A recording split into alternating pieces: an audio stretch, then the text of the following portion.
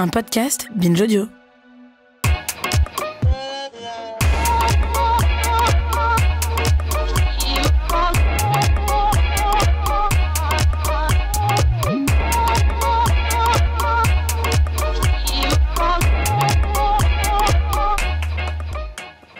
Bonjour Rokhaya. Bonjour Grace. Bienvenue dans ce nouvel épisode de Kiffe ta race, le podcast qui saute à pieds joints dans les questions raciales. Comme vous le savez, nous parlons ici sans complexe d'arabes, d'asiatiques, de blancs, de roms, de noirs. Et aujourd'hui dans Kiffe ta race, nous allons revenir quelques mois en arrière sur des polémiques médiatiques qui ont interrogé les contours de l'art et de la liberté de création face à l'histoire et au racisme. L'art excuse-t-il le racisme ? Y a-t-il de la place pour l'absolutisme dans nos libertés ? Quel sens prend la fresque signée par l'artiste Hervé Di Rosa qui se trouve à l'Assemblée nationale en commémoration de l'abolition de l'esclavage ? Quand on parle de racisme, pourquoi est-il important de regarder l'histoire de France en face, sans passer par les USA ? En somme, l'art et le blackface, qu'on peut traduire par barbouillage en français, l'apport de la France aux théories racistes et un universalisme antiraciste sont les sujets que nous aborderons aujourd'hui dans ce Kiffe ta race.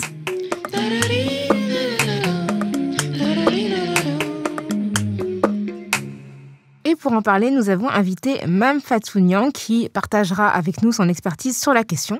Bonjour Mame Fatou. Salut. Bonjour les filles, bonjour Rokhaya, bonjour Grace. Merci d'être là. Tu es donc enseignante-chercheuse à l'université Carnegie Mellon à Pittsburgh, en Pennsylvanie, aux États-Unis. Tu es autrice de l'ouvrage Identité française, au pluriel, banlieue, féminité et universalisme, édition Brill en 2019. Tu es aussi la réalisatrice d'un documentaire qui s'appelle Marianne Noire, qui date de 2016. Et tu as participé à l'ouvrage collectif Racisme de France, racisme au pluriel, dirigé par Omar Slaouti et Olivier Lecourt-Grandmaison, et qui vient de paraître aux éditions La Découverte. Ouais, où donc j'ai fait le chapitre sur la négrophobie. Oui, c'est un thème qui va venir de manière récurrente dans cet entretien qu'on va avoir avec toi aujourd'hui. Et dans Kiffe ta race, on a un rituel, quand on commence à parler des questions raciales, on demande à notre invitée si elle se situe sur l'échiquier racial et si oui, comment. Par exemple, Rokhaya est perçue comme une femme noire, moi comme une femme asiatique, et toi, Mame Fatou, comment tu te définirais si tu te définis ? Je suis Mame. Je suis Mame Fatou, je suis une fille, je suis une mère, je suis une copine. Je travaille, je ris, je danse, je fais de la recherche, j'emmerde un peu les gens des fois. Je ne sais pas si on peut dire des gros mots, mais voilà, je suis Mame. Je suis moi. Et je suis une femme noire. Et est-ce qu'il y a un moment dans ta vie où tu as réalisé que tu es noire ? Moi, j'ai grandi entre la France et le Sénégal. Donc, c'est une expérience assez particulière de grandir tantôt en contexte majoritaire et tantôt d'être en contexte de minorité. Et c'est vrai que j'ai eu très, très tôt cette évidence que l'expérience d'être mame au Sénégal dans les années 90 et de grandir d'être mame au Sénégal à Lyon à la fin des années 90, faisait que j'étais deux personnes différentes et il y avait une espèce de schizophrénie qui se développe par rapport à la manière dont on se perçoit, à la manière dont on est perçu. Et moi, cette schizophrénie, j'ai essayé de la comprendre et j'en ai fait mon travail, ma recherche. Donc, qu'est-ce que c'est que l'identité ? Comment qu'on se perçoit ? Comment est-ce qu'on est perçu par les autres ? Qu'est-ce que c'est que d'être noir dans notre espace aujourd'hui ? Alors, Mame Fatou, on va revenir sur un événement qui s'est produit il y a peu. On va remonter le temps à quelques mois quand la France a été secouée par un débat médiatique dont tu étais une des instigatrices. Le 4 avril 2019, tu publiais une tribune co-signée avec l'écrivain Julien Ciodo, dont le titre était « Banalisation du racisme à l'Assemblée nationale, ouvrons les yeux », assortie d'une pétition à destination du président de l'Assemblée nationale et des députés qui les interpellaient en fait sur la fresque de l'artiste Hervé Di Rosa qui commémore depuis 1991 la première abolition de l'esclavage de 1794. Alors dans ce texte, vous déploriez notamment l'imagerie hésitant entre Banania et Tintin au Congo, on vous cite, les lèvres surdimensionnées, les yeux exorbités et ses sourires béats et carnassiers. Est-ce que tu peux nous raconter la genèse justement de cette initiative ? Donc je suis invitée à l'Assemblée nationale pour la projection de mon film Marianne Noire, qui est un documentaire sur les parcours de 7 femmes afro-françaises. Et là, devant la salle de projection, je tombe sur cette grande fresque qui, je découvre plus tard, fait partie d'un ensemble de 12 toiles qui commémorent les plus grands moments de l'Assemblée nationale. Et là, je tombe sur Banania, Tintin au Congo, à l'Assemblée nationale. Et je suis saisie. Et mon saisissement est doublé lorsque je me rends compte que cette toile-là, cette fresque-là, dans cet endroit-là, commémore l'abolition de l'esclavage. Quand tu dis Banania, c'est-à-dire que ce sont des visages noirs qui ont vraiment une apparence... Voilà, c'est vraiment des grands visages noirs, très très noirs, une couleur qui en plus est surnaturelle et vraiment qui n'est pas naturelle, très noire, avec des lèvres rouges, d'un rouge vif, surdimensionné, des yeux globuleux, des dents carnassiers, l'imagerie Banania. Et quand on dit l'imagerie Banania, tout le monde sait de quoi on parle.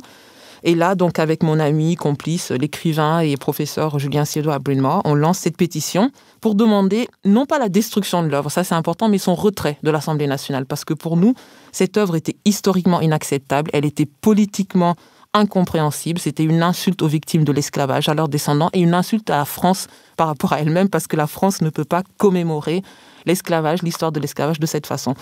Et pour nous, toutes ces fautes-là, elles étaient aggravées par la pérennité de cette œuvre qui est à l'Assemblée nationale depuis 28 ans. Et nous avons posé la question, est-ce que c'est volontaire? Est-ce que c'est une ignorance? Est-ce que c'est un lapsus? Ou est-ce que là, on a un des développements de ce qu'on appelait, nous, les angles morts de notre histoire coloniale? Et les réactions ont été assez intéressantes.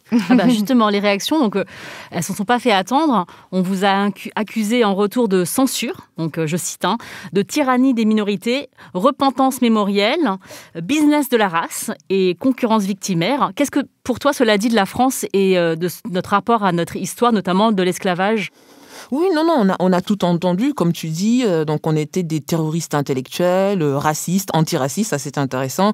On nous a dit que voilà, ce peintre dessinait tous ses personnages de la même façon, ce qui était faux. J'ai fait faire une recherche par mes étudiants qui ont trouvé qu'il avait 12 types de nez, 23 types de yeux, 22 types d'oreilles, ce qui lui laissait quand même une probabilité assez importante de ne pas pondre quelque chose comme ça. Et pour nous, ce déni-là, et même si c'était le cas, même s'il peignait tous ses personnages de la même façon, on sait que noir et blanc ne sont pas soumis au même type de représentation. Et ce déni, ce refus de nous écouter, pour nous, ça disait quelque chose d'assez important de ce que j'appelle le racisme à la française, le fait de se réfugier derrière les excuses qu'on a pu nous dire, par exemple, vous êtes trop sensible, vous ne comprenez pas que c'est de la satire, c'est de la caricature dans la plus pure tradition française. L'artiste ne peut pas être raciste, il a travaillé avec des artistes africains en Afrique, avec des artistes caribéens à Miami. L'art est libre, libre de choquer, ça c'est la Ligue des droits de l'homme. Donc on a eu un arc comme ça, un consensus extraordinaire qui partait de l'extrême gauche, donc la Ligue des droits de l'homme, à l'extrême droite française, qui pour nous montrait quelque chose d'assez important, qui est le déni, la compréhension française de ce qu'est le racisme. Pour moi, la compréhension française du racisme est marquée par une schizophrénie républicaine, nourrie par l'effacement du mot race et l'effacement de la race comme catégorie opératoire dans le champ public, alors que la race, depuis le début de la modernité européenne, coordonne, organise notre vie, organise ce qu'on appelle les lignes de notre vie selon des lignes raciales, pour reprendre un peu l'expression de Dubois. On refuse de dire, on refuse de voir la couleur, alors que ces lignes-là structurent encore notre société. Il y a un déni, un aveuglement. On voit la race, on voit le racisme, surtout la négrophobie, par exemple, au Brésil, dans le meurtre des jeunes noirs et des jeunes indigènes par la police.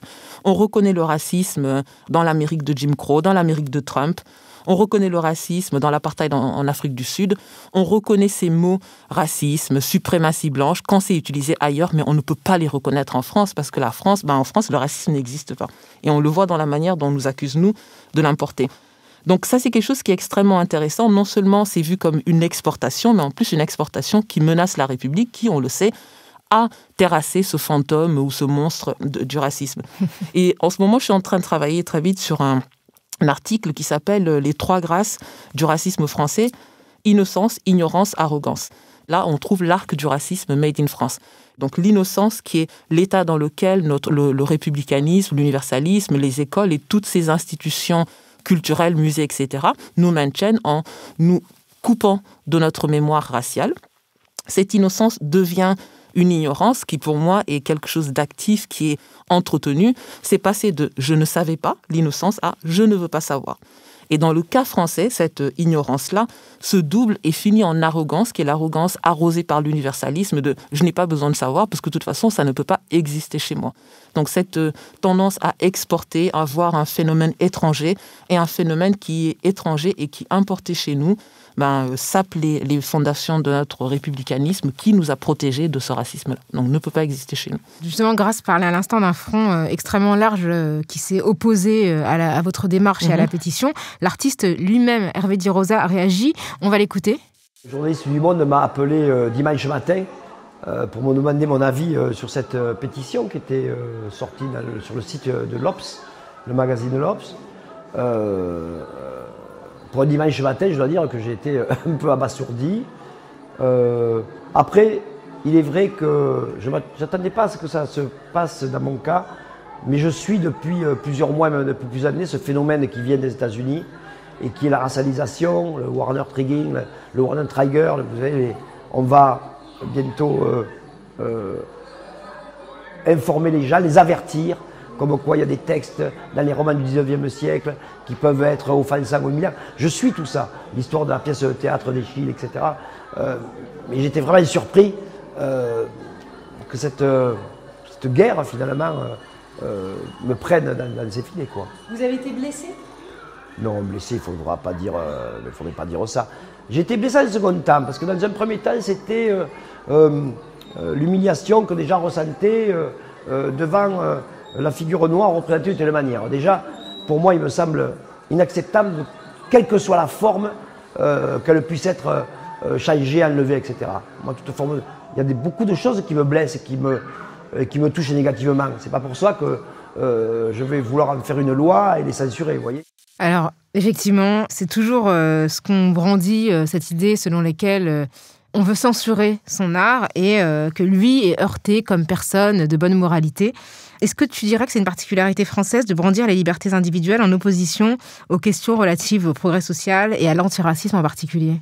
Absolument. Moi, j'ai été très choquée parce que sur plusieurs antennes que je ne citerai pas ici, mais c'est très facile à trouver, et des très grands journaux quotidiens, et d'ailleurs une émission qui a été faite aussi par Arte BBC, il a dit qu'il avait été blessé, choqué, heurté, alors que Julien et moi ne portions pas de jugement esthétique sur l'œuvre, et véritablement, c'est les sentiments qu'il peut avoir par rapport à notre démarche, ce n'était pas la priorité pour nous.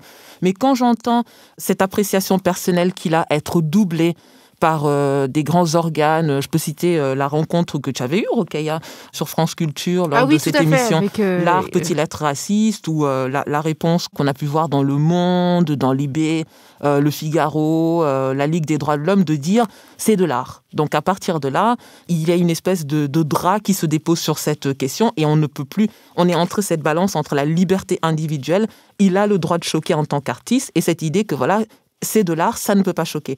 Et moi, j'ai trouvé ça assez intéressant parce que, et je l'ai déjà dit, la question de il est blessé ou pas, mais qu'est-ce qu'on fait de la balance des personnes qui se disent choquées par cette œuvre ? On en fait quoi ? On fait quoi quand, moi, sur Twitter, je reçois des messages de collégiennes de 13 ans qui me disent leur honte, leur humiliation de voir d'autres collégiens ricaner devant ces toiles, parce qu'il y a quelque chose que ces gamins, ils ne comprennent pas très bien, ils ne connaissent pas ces signes parce qu'on n'a pas appris ces signes, mais c'est rigolo. Est-ce que la commémoration de l'esclavage est censée être rigolote ? Et quand on nous parle de la satire, de la caricature, qu'est-ce que la satire et la caricature viennent faire dans une œuvre qui est censée commémorer l'esclavage ? Moi, je pose la question. Nous sortons des commémorations des attentats horribles, terribles du 13 novembre 2015. Nous sommes en train de réfléchir au type de mémorial qu'il faudra pour cet événement. Est-ce qu'on peut penser une seconde que cet événement terrible puisse être représenté par un élément satirique, un élément caricatural, derrière lequel l'artiste pourrait se cacher en présentant sa liberté artistique et le fait qu'il pourrait être blessé, que son œuvre soit mal comprise. Moi, c'est la question que je pose. C'est vraiment une réaction assez classique en France, je trouve, lorsque on questionne quelque chose de raciste.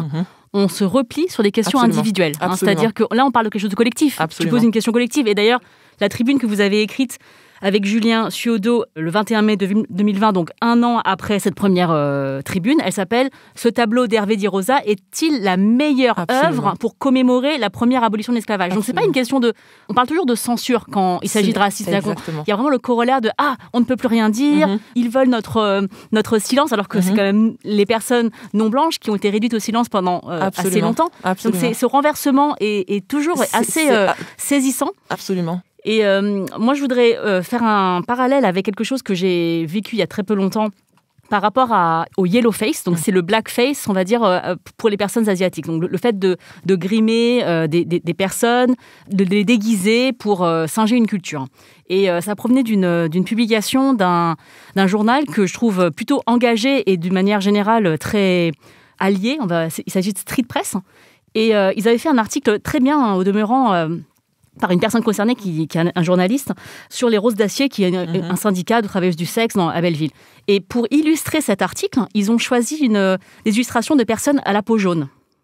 Donc il y a plusieurs illustrations et que des personnes qui sont donc à la peau jaune. Et ça m'a été envoyé par une illustratrice qui s'appelle Maïri. Elle m'a juste dit « Qu'est-ce que t'en penses ?» Et l'une des réponses de Street Press a été Je comprends que ça puisse surprendre, mais nous n'avons pas tiqué car nous travaillons souvent avec cette illustratrice qui colore régulièrement en jaune ou bleu ses persos.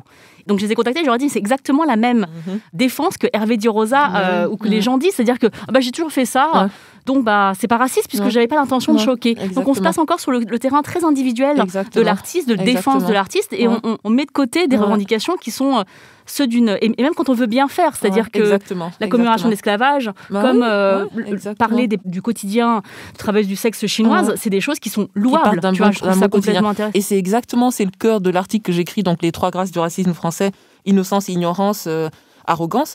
Pour nous, et c'est une chose sur laquelle on a aussi beaucoup travaillé avec Julien, c'est le racisme est mal défini en France parce qu'on parle d'être raciste. Personne, à moins d'être vraiment, moi je le dis souvent, d'être un militant hardcore, skinhead ou je ne sais pas, de l'extrême droite, personne n'aime se dire raciste. Et le problème qu'il y a en France, aujourd'hui, c'est un problème d'auxiliaire.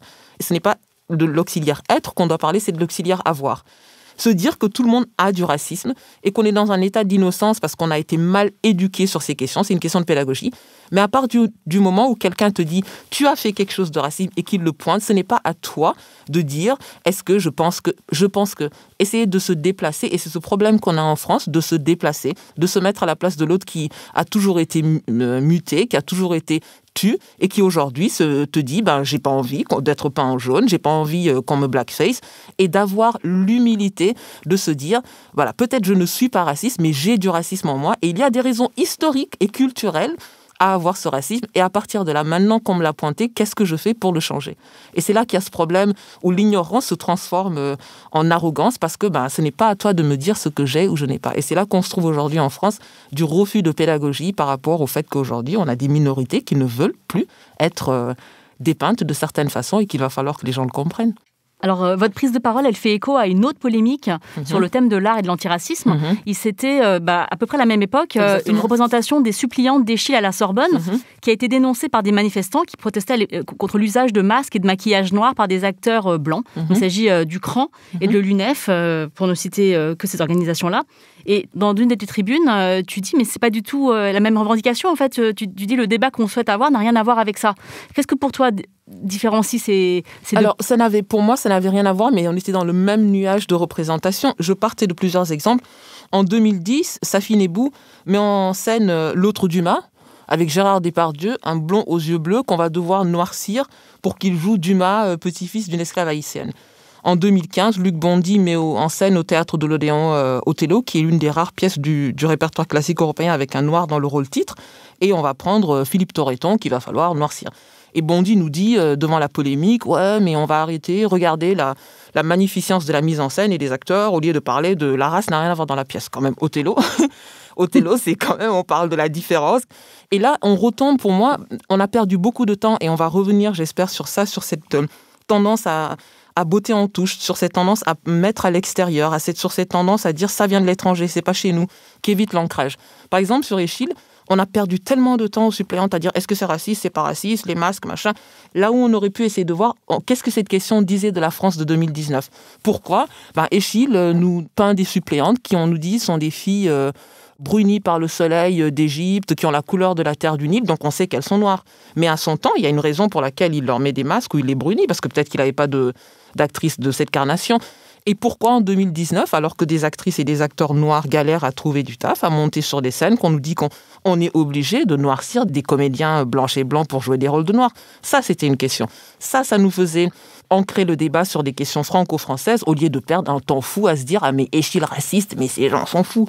Donc c'est ça le problème. Et moi, quand je parle d'indigéniser ces débats, de les ancrer, c'est là la question, la nécessité de franciser ces débats, de les ancrer dans notre histoire, de les ancrer sur notre territoire, de les ancrer sur notre espace, de les ancrer dans notre langue. Qu'on ne parle plus de blackface, mais qu'on parle de barbouillage, qu'on arrête de penser que la question raciale, ce sont des questions qui sont importées des États-Unis, parce que Glissant, c'était un Français qui écrivait sur la France en français. On a Césaire, on a Jeanne Léraud, on a Eugénie Eboué, on a Marie Scondé, on a toute une tradition, on a nous. Donc ce sont des questions françaises. Il y a un moment où il va falloir qu'on accepte, qu'on parle. Je vais prendre l'exemple du barbouillage. Moi, il y a quelque chose qui me frappe souvent quand il y a des polémiques comme ça, les suppléantes, Dunkerque, le bal des Noirs à Dunkerque, la polémique de Griezmann. Je regarde les journaux et à chaque fois, c'est expliqué. Il y a une espèce de pédagogie qui se fait. Alors, le blackface, c'est une pratique théâtrale venue du 19e siècle, les minstrel shows, Jim Crow. Et je dis, mais non, il y a une histoire française du blackface qui, d'accord, on le sait, ce grimage est là depuis l'Antiquité. Il y avait des traditions où les paysans se grimaient pour rythmer le changement des saisons. Il y avait aussi quelque chose de l'ordre de la subversion où le riche pouvait devenir faux. Et c'est comme ça qu'on gardait aussi la paix sociale, en permettant pendant 1 mois ou 2 à toutes les pulsions de se libérer. Et à partir de la modernité européenne, ce rite, ce maquillage va se teinter, sans jeu de mots, va se colorer de ce besoin que l'Occident va avoir de se civiliser en créant un miroir du non-civilisé. Et à partir de là, le grimage en noir va avoir une teinte, se grimer en noir, et on le voit dans les manuscrits du théâtre. J'ai une très bonne amie, Noémie Njai, qui travaille sur ça, sur le théâtre prémoderne, où le grimage en noir va avoir un sens, c'est être le sauvage, c'est être celui qu'il faut civiliser, c'est être Satan, c'est être le diable, donc prendre toutes ces teintes négatives-là. Et donc moi je trouve ça extrêmement intéressant, par exemple pendant le bal des Noirs, et je vais terminer sur ça, on a 10 000 personnes qui sont dans les rues de Dunkerque, habillées comme les 2 personnages de la fresque de Di Rossa, avec des os pris au boucher dans le nez. Mais le maire d'Hiver Gauche de Dunkerque, Patrice Vergrit, nous dit « non, c'est français, c'est pas raciste, c'est la liberté, l'égalité, fraternité, parce que pendant 1 mois, tout le monde est libre de faire ce qu'il veut dans les rues de Dunkerque. C'est l'égalité parce que derrière la suie, on ne sait pas qui est patron, qui est manœuvre, qui est paysan. Et c'est la fraternité parce que tout le monde est content. » Donc il nous dit que c'est français. Donc à partir de là, pourquoi aller chercher où on va se dire le blackface aux États-Unis, dans l'Amérique de Jim Crow, c'est mauvais, mais dès que ça traverse l'Atlantique, comme ça, l'universalisme le stérilise et c'est encore mieux que le vaccin du Covid, c'est bien chez nous. Et ce qui est intéressant quand tu dis que tout le monde est content, justement, tout le monde n'est pas content parce qu'en fait, les alertes sont venues de Dunkerquois qui étaient noirs eux-mêmes, qui ne se retrouvaient pas dans ce bal, où effectivement, il y avait non seulement la coloration de la peau, mais aussi des perruques, des vêtements extrêmement des os, colorés. Mais des vrais os qui sont donnés par les bouchers du coin, c'est absolument terrible. Et cette idée de dire tout le monde est content, mais c'est qui tout le monde ? Et qu'est-ce qu'on fait pour revenir à la question de Grace ? Qu'est-ce qu'on fait des voix des associations antillaises à Dunkerque, des associations noires en France qui disent nous ne voulons plus de ça ? Moi, je trouve aussi que cette volonté d'importer des termes, alors que les notions sont théorisées ici, en France, en partie, ça veut aussi dire beaucoup sur notre volonté de, comme tu disais tout à l'heure, d'étrangériser. Exactement, de se dire que ce problème-là, c'est pas le nôtre. Nous, on est exempt de racisme et on parle du blackface. Donc là, moi, quand j'ai lu le texte que tu as coécrit avec Maboula Soumaoro, qui s'appelle « Du besoin de traduire et d'ancrer l'expérience noire dans l'Hexagone », et moi, j'ai découvert le mot barbouillage en vous lisant. Depuis, j'utilise ce mot parce que je trouve que c'est très important de justement c'est un mot qui est dans les textes du XVIe siècle. Après, il peut déranger, c'est enfantin, on va parler de face de noiro, mais ça existe en français. Et on sait, quand on connaît l'importance de la langue dans l'établissement de l'identité nationale, ce qui n'existe pas en français n'existe pas dans notre mémoire. On le voit pour le mot blackness.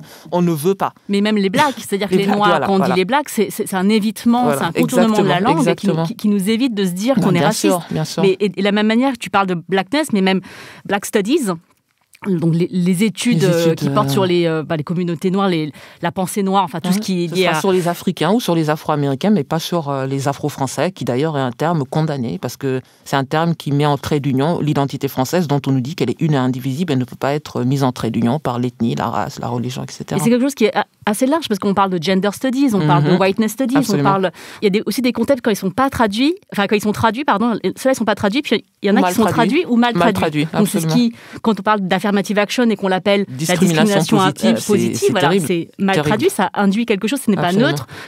C'est pour légitimer un rejet. Je veux dire, qui peut être d'accord avec la discrimination Personne positive, même plus. Mais même racisme anti-blanc, parce qu'en anglais, c'est reverse racism. Donc ça veut dire c'est la discrimination inversée. Donc, du plus faible vers le plus fort, mais là, ici, c'est ciblé contre les blancs. Et donc tout ça, ça veut dire quelque chose. La traduction qu'on fait veut dire quelque chose. Alors, tu dis dans ton texte, je te cite, la France loue Angela Davis et Ta-Nehisi Coates lorsqu'il dénonce les démons de l'Amérique raciste, mais crucifie l'idole Lilian Thuram quand il met à jour les failles raciales françaises. Et on pense effectivement à la controverse qu'il a suscitée quand il a parlé d'un complexe de supériorité inhérent à la pensée blanche. La narration française autour de l'auteur américain James Baldwin fait aussi partie de cette rhétorique du déni. Il a fui les États-Unis pour venir en France et écrire. C'est bien la preuve que la France serait en dehors du racisme. Sauf qu'en fait, il a aussi dénoncé le sort des Algériens, notamment en France. Donc, il y a vraiment une partie de son expérience qui est effacée. Est-ce que tu peux nous raconter ce qu'il appelle l'épisode du drap dans ses chroniques d'un enfant du pays ? Mon ami Julien Ciodo a écrit un très très bel article dessus sur Slate qui s'appelle « Ce que James Baldwin peut nous apprendre du racisme français ». Et en fait, moi j'ai trouvé très marrant comment en 2018, Baldwin il a été toujours très aimé en France, mais il y a vraiment une espèce de renouveau, d'explosion à travers son film, le film de Raoul Peck, I'm Not Your Negro, la réédition de Notes of a Native Son à Gallimard, je crois que c'était Chronique d'un enfant du pays qui a été traduit par Marie Dariussec. Et on l'a encore vu cet été comment cette tradition française, donc de Baldwin à Richard Wright, au boxeur Panama Brown, à Josephine Baker, aux GIs américains, dont on nous disait la négrophobie ne peut pas exister en France, il ne peut pas y avoir de racisme anti-noir, parce que nous, regardez, on est le pays qui a toujours accueilli les Noirs, donc cette tradition-là d'accueil, et toujours nous ressortir le nom de Baldwin comme ça en étendard, alors que dans Notes of a Native Son, Baldwin explique comment il est devenu Baldwin. Donc, il est en France en décembre 1949 dans un hôtel assez miteux de Saint-Germain. Et il y a eu une espèce d'affaire comme ça, super bizarre. On l'accuse d'avoir volé des draps. On a retrouvé chez lui des draps siglés avec l'hôtel d'à côté. Donc, il est embarqué au commissariat. Et là, il y a une espèce de dialogue complètement kafkaïen, un truc complètement ubuesque. Ils ne comprennent pas ce qu'il dit. Et là, il se fait amener à Fresnes. Après, il va au juge. Finalement, il y aura un non-lieu. Mais il se passe quelque chose quand il est devant le juge. Il voit les gens qui sont en train de se marrer, ils sont par terre, de le voir avec ses yeux, sa figure, il ne comprend pas trop ce qui se passe. Et là, il a un flashback, il entend les mêmes rires qu'il avait fait fuir l'Amérique. Il fuit l'Amérique ségrégationniste en se disant « je vais trouver la libération en France, je serai enfin un homme ». Et là, il se rend compte qu'il y a une universalité de ces rires-là, c'est les mêmes rires. Il y a une universalité de sa condition d'homme noir, de New York, des États-Unis. Et là, il dit « I became Baldwin ». C'est dans un tribunal à Paris qu'il devient Baldwin. Et donc, c'est la France qui a fait de lui ce qu'il est devenu. Et cet exemple que je donnais dans mon article des particularités de la négrophobie à la française dans cet ouvrage des racismes de France, c'est de dire que l'antiracisme, il est bien quand c'est les autres, quand c'est Angela Davis, quand c'est les Panthères Noires, quand c'est Chimamanda, quand c'est Ta-Nehisi Coates, quand c'est Martin Luther King. On a des écoles Rosa Parks, on a des parcs Marielle et Franco. C'est bien quand c'est Mandela, pas chez nous. Parce que ça n'existe pas chez nous et on n'en veut pas. Donc cette manière d'avoir des bons antiracistes et des mauvais antiracistes, et les mauvais antiracistes, c'est les antiracistes français, parce que, mesdames et messieurs, la race n'existe pas en France. Et ce qu'on appelle ces nouveaux antiracistes, ils ont affublé de termes qu'on dit décolonial, on dit indigéniste, on dit catégoriel, parce que leur grille de lecture serait racialisante. Et il y a toujours une opposition dans les médias entre l'universalisme à la française et cette catégorie de nouveaux antiracistes dont Rokhaya Diallo fait partie, honte à elle. Toi, tu as écrit, Mamfatou, dans une tribune dans Slate, tu te déclares universaliste et tu dis l'universalisme doit être postcolonial autant que l'antiracisme doit être républicain. Et tu dis aussi, nous sommes des universalistes dans le plein sens du terme. La République est grande pour nous lorsqu'elle fait une place à tous les Français, Françaises, et non quand elle se limite à une clause d'ancienneté visant à maintenir les privilèges des premiers arrivés. Absolument. C'était un article coécrit justement avec Julien, où on dénonçait cette espèce de manichéisme maintenant, où on oppose d'un côté les gentils universalistes et de l'autre côté les méchants antiracistes. Et même à l'intérieur de la famille des antiracistes, il y avait les bons antiracistes, donc les organisations antiracistes traditionnelles, SOS Racisme, etc. Et les mauvais antiracistes, nous, donc indigénistes, etc. Et pour nous, cette opposition, elle était complètement inutile parce que l'universalisme doit être antiraciste et l'antiraciste doit être universaliste. Et au lieu de voir ces deux pôles comme opposés, au lieu de voir l'antiracisme comme quelque chose qui a mené la mort de la République, quelque chose qui a mené le ver dans le fruit, de voir l'antiracisme tel qu'il est fait par nous. Aujourd'hui, cet antiracisme-là qui descend dans la rue, qui s'est coupé de la politique, mais qui ne s'est pas coupé du politique. Et moi, je parle de politique au sens grec de polis, la cité, qui descend, qui prend le pouls de la ville telle qu'elle est aujourd'hui et pas telle qu'on l'a rêvée en 1792. Ça, c'est une exigence de la République. C'est des gens qui demandent que la République, telle qu'on l'a repensée, la res publica, le bien commun, redevienne quelque chose du peuple, par le peuple, pour le peuple. Et moi, j'ai envie de dire à ces gens, qu'est-ce que vous voulez ? Un universalisme mythifier un truc à la Renan qui est abstrait, qui est basé sur des mythes, qui est déconnecté de son temps, qui est déconnecté du vrai visage de la France. Et avec Julien, on a dit, ça c'est un communautarisme. C'est un communautarisme blanc, c'est un communautarisme de la majorité qui est basé sur une espèce de clause d'ancienneté du premier venu et qui met tout dans le formol. On veut ça ou on veut un universalisme à la Césaire? Il disait un universalisme à visage humain, quelque chose qui se réinvente. Parce que c'est ça l'universalisme, quelque chose qui a un contrat toujours négocié, toujours renégociable et qui pense au bien commun. Et vraiment dans le sens de rousseauien du terme, ou même dans le sens aristotélicien du terme, quand Aristote dit « res publica est res populi », que cette chose où tantôt on est gouvernant, tantôt on est gouverné, et cette circulation, elle est possible parce que des gens qui sont dans le pouls du peuple peuvent savoir ce que ceux qui sont au plus bas de l'échelle ont comme problème et le faire remonter et non plus être dans une république comme ça, d'une caste déconnectée, parce que ça ne tourne plus, on n'est plus tantôt gouvernant, tantôt gouverné, une caste déconnectée de la cité et qui va nous garder les choses comme ça dans le formol, un universalisme. Moi, je l'ai écrit dans mon papier, ma France n'est pas la France de Napoléon III, pourquoi je devrais vivre sous les mêmes droits? Surtout d'un universalisme qui est un idéal, on l'oublie, qui n'est pas fixé, et un idéal qui a toujours été matiné d'exception, le code de l'indigénat, l'esclavage. Alors, on a dit liberté, égalité, fraternité, nous sommes tous frères et libres et égaux en droit, et pendant ce temps, il y avait des esclaves. Les travaux forcés jusqu'en 1946. Les travaux forcés. Donc, on le sait, c'est un idéal. Les valeurs républicaines, c'est un idéal qu'on doit renégocier. Et à partir de là, quand il y a des gens qui descendent dans la rue, été 2020, qui battent le pavé vraiment de la police, pour moi, c'est des gens qui mettent la République face à ces idéaux inachevés et c'est des gens qui travaillent pour l'universalisme. Donc, les écouter, et au lieu d'être, loin d'être des séparatistes ou des casseurs de République, ces gens sont les vrais républicains. Et toi, justement, en tant qu'universitaire qui a un pied aux États-Unis, enfin, qui travaille aux États-Unis mais qui est française, comment ton travail est perçu et justement, comment tu vis justement le fait d'avoir cette spécialité par rapport à l'histoire de France et par rapport à la condition minoritaire en France, mais en même temps de l'enseigner aux États-Unis, quel regard est posé sur son travail et quel crédit on lui apporte en France? Regard par rapport à la France, ouais. En France, c'est très difficile parce qu'on l'a vu, ça a été... Alors, Julien et moi sommes tous les deux français, nous enseignons tous les deux aux États-Unis et je pense que ça a été aussi une grande part qui a pu aider à ce que notre travail par rapport à la fresque ait pu être comme ça... désavoués parce que nous étions des agents de l'américanisation de la France, nous exportions toutes ces thèses-là, alors que moi je suis partie de la France en 2006 parce que ce que je voulais étudier n'était pas accessible pour moi ici en France. Quand je me suis rendu compte que je voulais étudier ma personne en tant que femme noire et de me rendre compte que la scientificité, les limites que le milieu académique français m'imposait, m'évitait, rendait très difficile le fait que je puisse me considérer comme mon sujet de recherche. J'ai dû partir aux États-Unis. Et c'est aux États-Unis que j'arrive, on me dit, toi, tu es la française, tu vas nous présenter la partie sur Fanon. Et je demande au prof, mais c'est qui Fanon? Je ne connaissais pas Fanon. Donc c'est aux États-Unis que je découvre Glissant, Césaire, Fanon, Condé, toutes ces choses. Et de me dire, je n'ai jamais pensé que la condition noire avait été réfléchie à ce point par des gens, que ça avait été écrit en français, dans ma langue.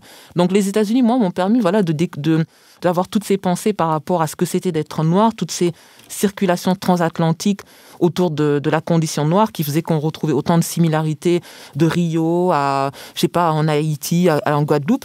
Mais à un moment, je me suis rendu compte que la construction de l'identité nationale en France était tellement particulière que pour moi, il fallait penser la condition noire ou le fait noir, parce que j'aime pas trop le mot condition, qu'il fallait penser le fait noir en France. Donc j'aime bien le fait d'être aux États-Unis, mais j'ai toujours un pied en France parce que pour moi, il faut qu'on pose les fondations de notre présence ici et ces fondations, elles devront se faire en ouvrant ces angles morts, en ouvrant l'histoire qui n'a pas été dite, parce que tout est là, tout a déjà été écrit, tout est déjà fait, on n'invente rien, et surtout franciser, indigéniser, le dire en français. J'ai une question par rapport à l'universalisme. Il y a une déclaration du président Macron dans un article pour le New York Times où il oppose clairement l'universalisme et le multiculturalisme. Donc l'universalisme c'est à la française et le multiculturalisme c'est anglo-saxon, États-Unis, Angleterre. Est-ce qu'on peut être universaliste et multiculturel ? Il y a un moment, il va falloir qu'on accepte de se regarder dans les yeux parce que cette tendance dont on a beaucoup parlé aujourd'hui de toujours exporter, de voir cette curiosité morbide qu'il y a depuis la France de compter le nombre de morts au Brésil, de vouloir faire un parc Marielle Franco, d'être comme ça sur le pool des États-Unis quand George Floyd est en train de mourir et de le...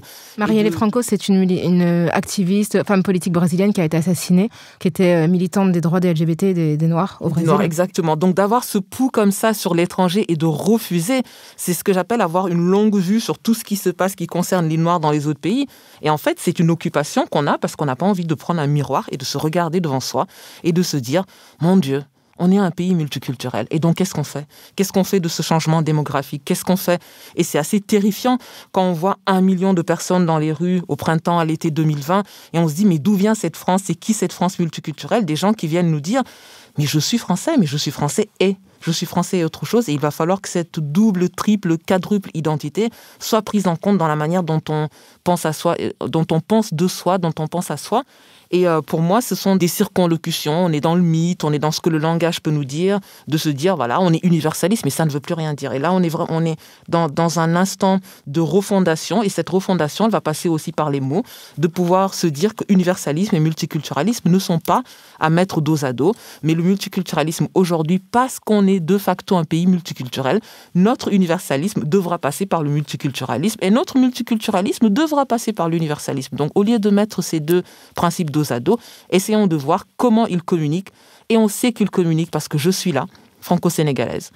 Rokhaya est là, elle est franco-sénégalaise. Grace, tu es là, nous sommes là et nous sommes la preuve vivante parce que si ce n'était pas possible, nous serions des espèces d'atomes atomisés en sortant au contact de l'air parce que ce métissage est impossible.